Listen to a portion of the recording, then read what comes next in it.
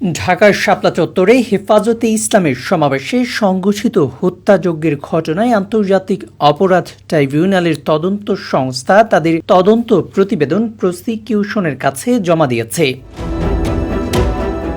প্রতিবেদনে সাবেক প্রধানমন্ত্রী শেখ হাসিনা, সাবেক সেনাপ্রধান জেনারেল আজিজ আহমেদ সহ মোট ৪১ জনকে আসামি করা হয়েছে। বুধবার সকালে আন্তর্জাতিক অপরাধ ট্রাইব্যুনালের তদন্ত সংস্থা আনুষ্ঠানিকভাবে এই প্রতিবেদন চিফ প্রসিকিউটরের কার্যালয়ে হস্তান্তর করে। চিফ প্রসিকিউটর মোহাম্মদ আমিনুল ইসলাম জানান, তদন্ত প্রতিবেদনের নথিপত্র বর্তমানে বিস্তারিতভাবে পর্যালোচনা করা হচ্ছে। তিনি বলেন, তদন্তে এখন পর্যন্ত শুধু ঢাকাতেই ৩২ জন নিহত হওয়ার সুনির্দিষ্ট তথ্য পাওয়া গেছে। তবে তদন্ত কার্যক্রম এখনও চূড়ান্ত পর্যায়ে থাকায় নিহতের প্রকৃত সংখ্যা সম্পর্কে এই মুহূর্তে নিশ্চিতভাবে বলা সম্ভব নয়।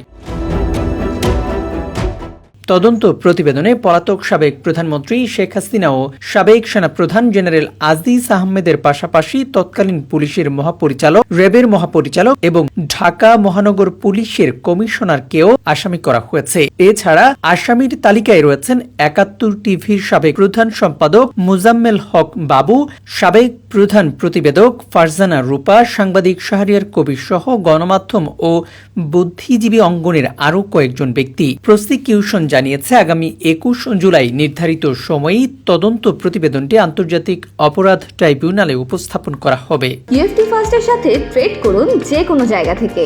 ক্যাম্পাসে ক্লাসের ফাঁকে, ঢাকার জ্যামে বসে কিংবা ঘরে বসে, ট্রেডিং এখন হাতের মুঠোয়। তাই ট্রেড করুন যখন খুশি, যেখানে খুশি।